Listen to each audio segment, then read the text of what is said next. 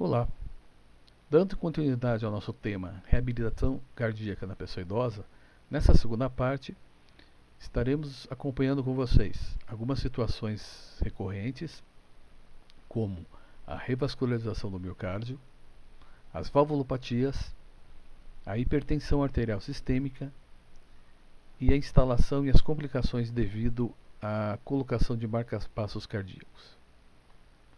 Portanto, na revascularização do miocárdio, ela acontece devido ao aumento da expectativa de vida, onde, com o aumento da longevidade em idosos, aparecem mais fatores limitantes, que são as comorbidades, e a hipertensão arterial sistêmica, que vai ser verificada nessa segunda parte, é a principal delas, e isso leva a alterações vasculares e cardíacas importantes. Portanto, um aumento também proporcional de cirurgia de revascularização do músculo cardíaco, que é muito comum em pacientes idosos. Acontece também a prevalência de doenças arteriais coronarianas em idosos está crescendo permanentemente. A revascularização é uma opção efetiva ao tratamento das doenças das coronárias, pois aumenta a sobrevida, evita o infarto agudo do miocárdio, situações de reinfartos ou novos infartos, e promove a melhora da função dos ventrículos e alívio do sistema das isquemias miocárdias. Essa cirurgia trata-se com frequência e é realizada com frequência no Brasil, e dados do SUS de 2005 a 2007 estabelecem o número de 63.529 realizadas nesse período de 3 anos, em 191 hospitais. A mortalidade hospitalar também para esse período foi de 6,22%, um tempo médio de internação de 12 dias, sendo que nos hospitais públicos esse tempo de internação aumenta um pouco para 16 dias. E a região sul é a maior número de cirurgias. É uma cirurgia altamente invasiva, porque para esse procedimento operatório acontece a abertura do tórax, onde se cerra o osso externo, abre-se os espaços intercostais, expondo toda essa região. E evidentemente, para a revascularização do tecido cardíaco, existe a necessidade do aproveitamento de algumas estruturas venosas, e principalmente das veias safenas, que tem a sua origem na porção distal dos membros inferiores, e é realizada em alguns casos também a anastomose, ou comunicação da artéria torácica inferior às regiões do coração que estão com uma baixa taxa de vascularização. É importante essa cirurgia porque ela se relaciona com um tempo importante de permanência no leito. E quanto mais tempo de permanência no leito, maiores alterações cardiorrespiratórias nós encontramos. Também encontramos perda da força e da massa muscular e perda do condicionamento físico geral. Portanto, observa-se uma alta frequência de atelectasias, de 54% a 94%, que são zonas onde podem existir coleções de pus, líquido ou bactérias e vírus. E essas condições elas podem ser causadas pela presença da ventilação mecânica durante um certo período, o uso de anestesia prolongada, que promove uma disfunção do diafragma, uso por bastante tempo da circulação extracorpórea, que é um mecanismo onde, no momento do ato operatório, o sangue, tanto a sua pequena e a grande circulação, ela circula por máquinas fora do corpo, onde se realiza o transplante ou então a intervenção localizada no coração. A invasão dos espaços pleurais por líquido, pus ou outras substâncias, a própria disfunção diafragmática, a imobilização e o quadro doloroso, agudo ou crônico. A maior causa de morbidade e mortalidade são as complicações pulmonares, principalmente no período pós-revascularização do miocárdio. Alguns estudos apontam que 86% dos pacientes apresentam algum tipo ou nível de infecção pulmonar. Após a cirurgia de revascularização do miocárdio, existe uma tendência em desenvolver a disfunção pulmonar, principalmente pela alteração dos volumes pulmonares inspiratórios e expiratórios. Aí está a razão de realizar os treinos que nós vimos na aula anterior, que trata da parte respiratória. Acontecendo também uma situação de diminuição da complacência pulmonar, ou seja, diminuição da distensibilidade pulmonar e também da caixa torácica, gerando assim um aumento do trabalho respiratório, principalmente diafragma e musculatura inspiratória acessória, o que resulta numa maior presença de CO2 circulante, pela alteração das trocas gasosas, caracterizada como hipoxemia. É importante que a fisioterapia tenha um início precoce e os seus programas de reabilitação cardiopulmonar e metabólica sejam implementados. Estudos indicam que programas estruturados reduzem, em média, de 3 a 5 dias a internação hospitalar. Por exemplo, após 4 dias operatório, deve-se intensificar, desde que, quando possível, a permanência do paciente na deambulação no quarto ou em corredores. Durante todo o tempo, deve-se observar constantemente algumas medidas, alguns valores importantes, como a frequência cardíaca, a pressão arterial, se existe a dispneia, que é a falta de ar, em algum nível, pequeno, médio ou grandes esforços, e a saturação periférica do oxigênio, dada pelo oxímetro. Exemplo: a frequência cardíaca deve ser limitada a 30 batimentos acima do repouso durante a realização de um exercício aeróbico. A fisioterapia motora, ela deve ser executada no máximo 25 minutos para evitar a exaustão. Lembrando-se que atendimento hospitalar é diferente do atendimento clínico ou no home care. Atendimento hospitalar, ele pode ser realizado em turnos e assim sendo realizado de 2 até 3 vezes ao dia. Se o paciente não estiver estabilizado ou se ele desestabilizar durante o tratamento, ele deve ser interrompido e avaliado as condutas a serem adotadas.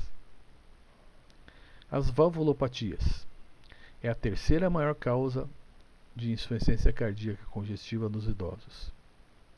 As mais frequentes são a isquemia miocárdica e a hipertensão arterial sistêmica.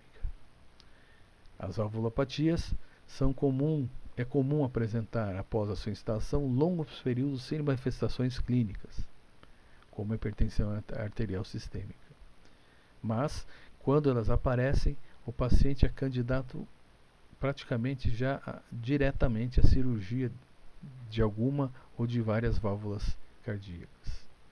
O pós-operatório é igual à patologia vista anteriormente, que é a revascularização do miocárdio, e as principais valvulopatias, elas acometem e cursam pela diminuição do diâmetro da válvula mitral, a insuficiência também da válvula mitral, insuficiência aórtica e diminuição do diâmetro da aorta. As alterações das válvulas mitral no envelhecimento é causada por vários decréscimos funcionais, ou seja, é observada alterações na ausculta cardíaca e discretas alterações no ecocardiograma, até grandes complicações clínicas. A insuficiência mitral apresenta os seguintes sintomas: uma dispneia progressiva, uma fraqueza muscular também progressiva, tosse, edema dos membros inferiores, palpitações esporádicas, que são aquelas situações onde a pessoa se sente mal, sente taquicardia, as palpitações, E o tratamento fisioterapêutico ele leva em consideração os sintomas acima relacionados. Pacientes sintomáticos geralmente não se recomenda a prática de exercícios e o médico avalia a possibilidade já de tratamento cirúrgico. Aí é pós-operatório, a fisioterapia entra com todo o seu conhecimento. Em idosos é comum acontecer estenose mitral, seja menos frequente que a insuficiência mitral. Portanto, como a estenose mitral, ela vai ter as mesmas características da insuficiência cardíaca congestiva e o risco exposto, o principal, em função disso aconteceu o acidente vascular cerebral, o acidente vascular encefálico. Os sintomas também é dispneia e tosse e menos frequente sangramento e edema de membros inferiores. O exercício físico ele deve ser limitado pelos sintomas devido à alteração do débito cardíaco e da frequência cardíaca.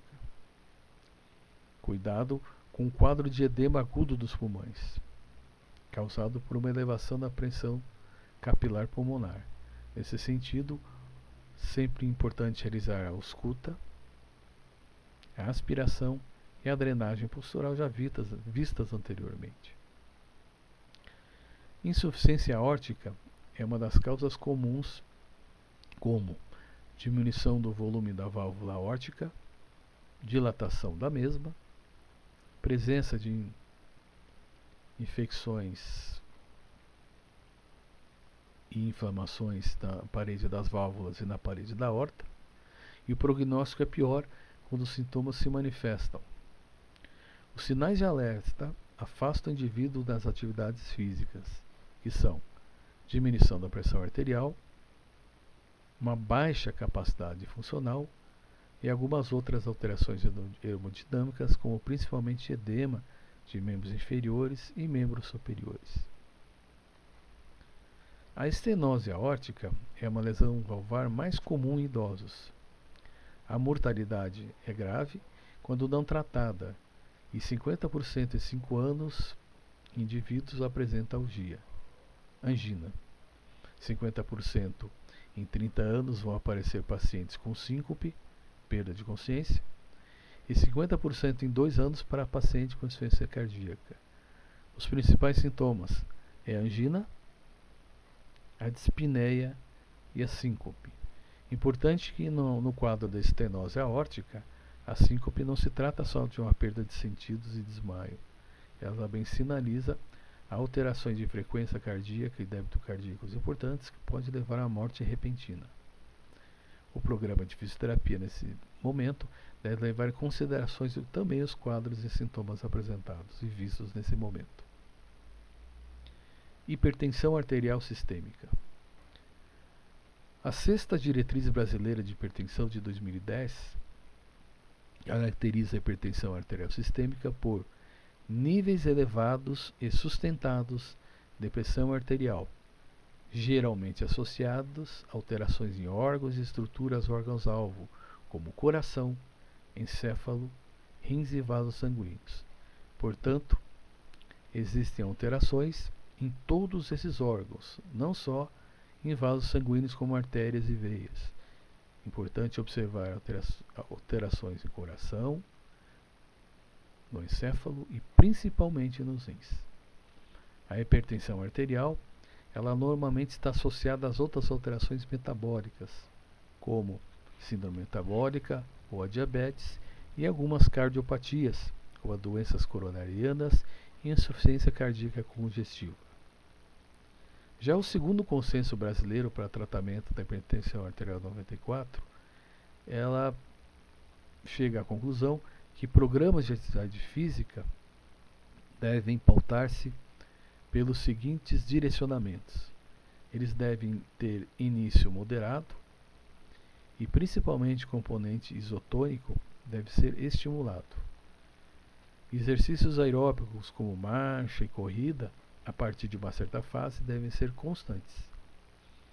Sendo importante também, estimula a prática de exercícios como natação e ciclismo, entre outros. O segundo consenso brasileiro para o tratamento da hipertensão arterial, também de 94, ainda em relação aos programas de atividade física, preconiza o seguinte: que eles devem ser realizados sem medicação prévia apenas para pacientes que têm os níveis de pressão arterial diastólica entre 90 e 105 mm de mercúrio, sem lesão do alvo-alvo.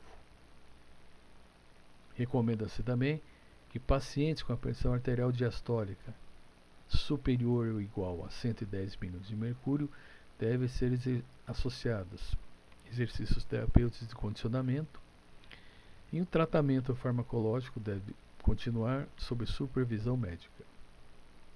Sendo assim, o nível de pressão arterial sistólica deve ser mantido entre 200 mm de mercúrio ou menos durante a atividade física, e o paciente deve manter-se assintomático durante todo o tratamento.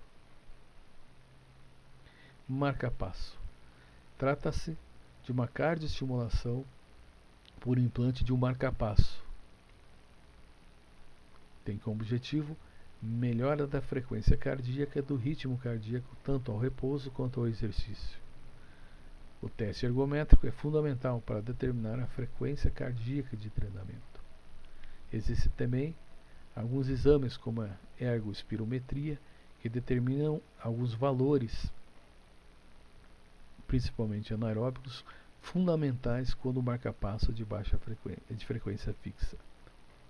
Na ausência desse nível de treinamento, pode ser obtido através do nível da pressão arterial sistólica de treinamento derivado da fórmula vista a seguir, que é a fórmula de Carvorren.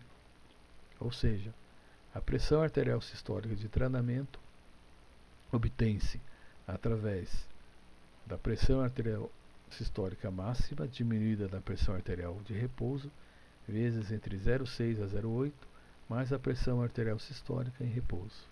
Ou seja, é importante verificar mais uma vez frequência cardíaca em repouso e no treinamento, e também os níveis de pressão arterial, tanto sistólica e diastólica, em repouso e treinamento.